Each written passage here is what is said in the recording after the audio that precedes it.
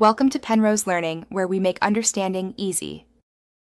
You start by selecting a net sized for the fish and depth. This matters because too small limits spread and too heavy reduces throw accuracy.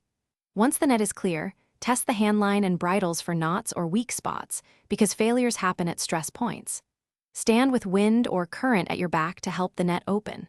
Then, take a decisive step forward and begin your circular arm swing, releasing at full extension so the net unfurls in a controlled circle.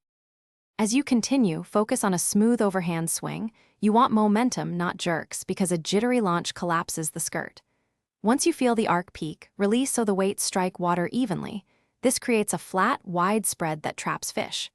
After the net lands, wait a second for it to sink, then draw the hand line steadily in, walking backward if needed to maintain tension.